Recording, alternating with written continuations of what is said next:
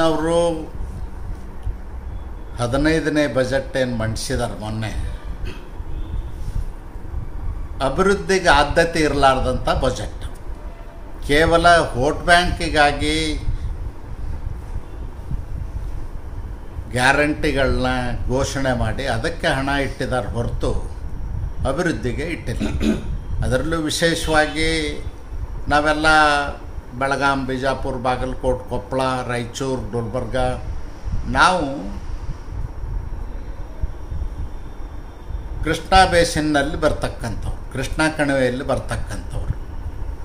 ನಮಗೆ ಕೃಷ್ಣಾ ನ್ಯಾಯಾಧಿಕರಣದ 2ರಲ್ಲಿ 130 TMC ಆಲ್ಮಟ್ಟಿಯಲ್ಲಿ ಹಿಡಿದಿಟ್ಟು 15 ಲಕ್ಷ ಎಕರೆ ನೀರಾವರಿ ಮಾಡಲಿಕ್ಕೆ ಅವಕಾಶ ಇದೆ. ಅದಕ್ಕೆ ಆದ್ಯತೆನೇ ಕೊಟ್ಟಿಲ್ಲ, 1 ರೂಪಾಯಿ ಕೊಟ್ಟಿಲ್ಲ. ಅಂದಮೇಲೆ ನೀವು ಲೆಕ್ಕ ಹಾಕ್ಬೋದು ಇದು ಎಂಥ ಬಜೆಟ್ ಅಂತ. ಇದು ಜನರಿಗೆ ಮೋಸ ಮಾಡ್ತಕ್ಕಂಥ ಭಾಷಣವನ್ನು ಮಾಡಿದ್ರು ಹೊರತು ಅನುದಾನ ಕೊಡಲಿಲ್ಲ. ಅವರು ಉತ್ತರ ಕರ್ನಾಟಕದಲ್ಲಿ ಕೃಷಿಯನ್ನೇ ಅವಲಂಬಿಸಿ ಬದುಕ್ತಕ್ಕಂಥ ಜಿಲ್ಲೆಗಳು. ಇಲ್ಲಿ ನೀರದ, ಭೂಮಿ ಅದ, ನೀರಾವರಿ ಮಾಡಲಿಕ್ಕೆ ಸರ್ಕಾರಕ್ಕೆ ಇಚ್ಛಾಶಕ್ತಿ ಕೊರತೆ ಅದು. ಸಿದ್ದರಾಮಯ್ಯನವರು 2013ರಿಂದ 18 ಇದ್ದಾಗೂ ಕೃಷ್ಣಾ ಮೇಲ್ದಂಡೆ ಯೋಜನೆಗೆ 1 ರೂಪಾಯಿ ಕೊಡಲಿಲ್ಲ, ಈಗನೂ ಕೊಡಲಿಲ್ಲ. ಸುಳ್ಳು ಭರವಸೆಗಳನ್ನ ಕೊಡ್ತಾ ಇದ್ದಾರೆ. ಸರ್ ಇವಾಗ ತಾವು ನೀರಾವರಿ ಮಂತ್ರಿ ಇದ್ದಾಗ, ಸಚಿವರಿದ್ದಾಗ ಮಹದಾಯಿಗೆ ಪ್ರಾಜೆಕ್ಟನ್ನು ದುಡ್ಡನ್ನು ಬಿಟ್ಟಿದ್ರಿ. ಸರ್ಕಾರ ಅದನ್ನು ಮಾತಾಡಲಿಲ್ಲ. ಉತ್ತರ ಕರ್ನಾಟಕದ ಒಂದು ಪ್ರಮುಖ ಯೋಜನೆ ಸರ್ ಇದು. ಮಹದಾಯಿ ಯೋಜನೆದು ನಮ್ಮ ಸರ್ಕಾರ ಇದ್ದಾಗ, ನಾನು ನೀರಾವರಿ ಮಂತ್ರಿ ಇದ್ದಾಗ DPR ಅನುಮೋದನೆಯನ್ನು ಕೇಂದ್ರ ಸರ್ಕಾರದಿಂದ ಪಡ್ಕೊಂಡು ಕಳಸಾ ಮತ್ತು ಬಂಡೋರಿ ನಾಲಾ, 2 ನಾಲಾಗಳಲ್ಲಿ ಸಪ್ರೇಟ್ ಲಿಫ್ಟ್ ಇರಿಗೇಷನ್ ಪ್ರಪೋಸ್ ಮಾಡಿ ಎಸ್ಟಿಮೇಟ್ ಸ್ಯಾಂಕ್ಷನ್ ಮಾಡಿದ್ವಿ, ಅಡ್ಮಿನಿಸ್ಟ್ರೇಟಿವ್ ಅಪ್ರೂವಲ್ ಕೊಟ್ವಿ. ಮತ್ತು 1,000 ಕೋಟಿ ರೂಪಾಯಿ ಬೊಮ್ಮಾಯಿಯವ್ರ ಸರ್ಕಾರದಲ್ಲಿ ಬಜೆಟ್ನಲ್ಲಿ ನಾವು ಹಣ ಇಟ್ಟಿದ್ವಿ. ಟೆಂಡರ್ ಕೂಡ ಕರೆದ್ವಿ. ಟೆಂಡರ್ ಕರೆದಾಗ ನಮಗೆ ಸಮಯದ ಅಭಾವ ಆಯಿತು, ಇಲೆಕ್ಷನ್ ಡಿಕ್ಲೇರ್ ಆಯಿತು. ಇಲೆಕ್ಷನ್ ಡಿಕ್ಲೇರ್ ಆದದ್ರಿಂದ ಆ ಟೆಂಡರ್ ಫೈನಲೈಸ್ ಮಾಡಲಿಕ್ಕೆ ಆಗಲಿಲ್ಲ.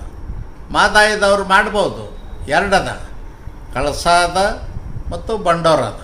ಕಳಸಾದಲ್ಲಿ 1.72 TMC ನೀರು ನಮಗೆ ಹಂಚಿಕೆ ಆಗಿದೆ. ಬಂಡೋರದಲ್ಲಿ 2.18 TMC ನೀರು ಹಂಚಿಕೆ ಆಗಿದೆ. ಒಟ್ಟಾರೆ 3.9 TMC ನಮಗೆ ಮಹದಾಯಿ ಕಣಿವೆಯಲ್ಲಿ ನೀರು ಸಿಕ್ಕಿದೆ.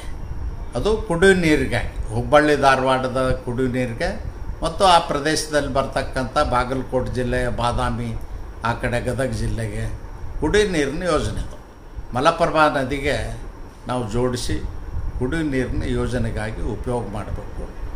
ಈ ಸರ್ಕಾರ ಏನೂ ಮಾಡಿಲ್ಲ, 1 ರೂಪಾಯಿ ಅನುದಾನ ಕೂಡ ಇಟ್ಟಿಲ್ಲ. ನಾವೇನು ಟೆಂಡರ್ ಕರೆದು ನಿಂತಿತ್ತು ಅದನ್ನು ಮುಂದುವರ್ಸ್ಕೊಂಡು ಹೋದರೆ ಸಾಕು, ಮಹದಾಯಿ ಆಗ್ತದೆ. ಇವರು ಸುಮ್ಮನೆ ಏನಾರೇ ಕುಂಟ ನೆಪ ಹೇಳಿ ಯಾರ ಕಡೆನೋ ಬಟ್ಟು ತೋರಿಸಿ ಮನೆಗೆ ಓಡಿ ಹೋಗೋ ಕೆಲಸ ಮಾಡ್ತಾರೆ. ಸರ್ಕಾರಕ್ಕೆ ಏನು ನಾವು DPR ಅನುಮೋದನೆ ಮಾಡಿಸಿದ್ವಿ. 1.72 ಕಳಸಾದಲ್ಲಿ ಒಂದು ಸ್ಮಾಲ್ ಡ್ಯಾಮ್ ಕಟ್ಟಬೇಕಾಗ್ತದೆ, ಲಿಫ್ಟ್ ಇರಿಗೇಷನ್ ಮಾಡಬೇಕಾಗ್ತದೆ. ಎಲ್ಲ ಟೆಂಡರ್ ಕರೆದದ್ದು ಅದನ್ನು ಮುಂದುವರ್ಸ್ಬೇಕು ಸರ್. ದುಡ್ಡು ಹೌದು. ಮತ್ತು ಸಿದ್ದರಾಮಯ್ಯನವ್ರು ನುಡಿದಂತ ನಡೀತೀವಿ ಅಂದಾರ. 2 ಲಕ್ಷ ಕೋಟಿ ರೂಪಾಯಿ ನಮ್ಮ ಅವಧಿಯೊಳಗೆ ಖರ್ಚು ಮಾಡ್ತೀವಿ. ಪ್ರತಿ ವರ್ಷ 50,000 ಕೋಟಿ ನೀರಾವರಿ ಕೊಡ್ತೀನಿ ಎಂದಿದ್ರು. ನಮ್ಮ ಸರ್ಕಾರ ಇದ್ದಾಗ 23,600 ಕೋಟಿ ಬಜೆಟ್ ಕೊಟ್ಟಿದ್ವಿ. ಈಗ 16,600 ಕೋಟಿ ಕೊಟ್ಟಾರೆ. ಎಷ್ಟು ಕಡಿಮೆ ಆಯ್ತು? 8,000 ಕೋಟಿ ಕಡಿಮೆ ಆಯ್ತು ನೀರಾವರಿಗೆ. 3 + 4 7,000 ಕೋಟಿ ಕಡಿಮೆ ಆಯ್ತು. 7,000 ಕೋಟಿ ಕಡಿಮೆ ಮಾಡಿ ಏನು ಮಾಡ್ತಾರೆ ಅವರು? ಏನೂ ಮಾಡಲಿಕ್ಕೆ ಸಾಧ್ಯ ಇಲ್ಲ ಸರ್. ಕೊನೆಯದಾಗಿ ಆಗಿರ್ತಕ್ಕಂಥ ಬಜೆಟ್, ಅಭಿವೃದ್ಧಿಗೆ ಆದ್ಯತೆ ಇಲ್ಲ, ಯಾವುದೇ ಹೊಸ ಯೋಜನೆಗಳನ್ನ ತರಲಿಲ್ಲ. ಮತ್ತು ನಮ್ಮ ಸರ್ಕಾರ ಇದ್ದಾಗ ಕೈಗೆತ್ತಿಕೊಂಡಂಥ ಯೋಜನೆಗಳನ್ನೂ ಕೂಡ ಅರ್ಧಕ್ಕೆ ನಿಲ್ಲಿಸಿದ್ದಾರೆ. ಭ್ರಷ್ಟಾಚಾರ ತಾಂಡವಾಡ್ತಾ ಇದೆ.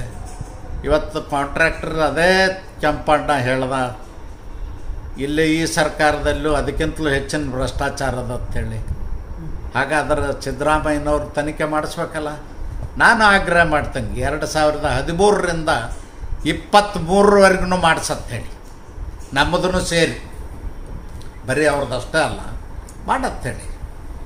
2013ರಿಂದ ಆಗ್ರಹ ಮಾಡ್ತೇನೆ. 2013ರಿಂದ 23 ಸರ್. ಸುಮಾರು 2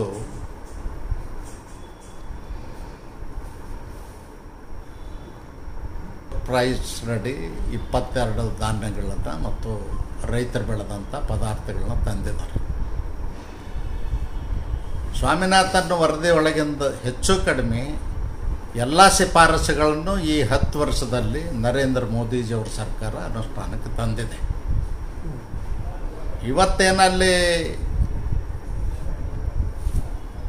ಸ್ಟ್ರೈಕ್ ಮಾಡ್ತಾ ಇದ್ದಾರ, ಅವರು ರೈತರಾಗಿ ಸ್ಟ್ರೈಕ್ ಮಾಡ್ತಾ ಇಲ್ಲ. ಈ ಸರ್ಕಾರದ ವಿರುದ್ಧ ಕೆಟ್ಟ ಹೆಸರು ತರಬೇಕು ಅಂತೇಳಿ ದುರುದ್ದೇಶದಿಂದ ಸ್ಟ್ರೈಕ್ ಮಾಡ್ತಾ ಇದ್ದಾರೆ. ಅವ್ರಿಗೆ ಬೇಡಿಕೆ ಇದ್ದರೆ ಸರ್ಕಾರದ ಹತ್ರ ಹೋಗಬೇಕು, ಕೇಳಬೇಕು. ಮುತ್ತಿಗೆ ಹಾಕ್ತೀವಿ ಅಂಥೇಳಿ ಚೈನಾ ಬಾರ್ಡರ್ನಲ್ಲಿ ಯುದ್ಧಕ್ಕೆ ಬಂದಂಗೆ ಬಂದ್ರೆ ಅವ್ರಿಗೆ ರೈತರು ಅನ್ನೋದು ಹೋಗಲಿ. ಅಗ್ರಿಕಲ್ಚರ್ ಮಿನಿಸ್ಟ್ರ್ ಇದ್ದಾರೆ, ಸರ್ಕಾರ ಇದೆ, ರಾಜ್ಯ ಸರ್ಕಾರಗಳಿದ್ದಾವೆ.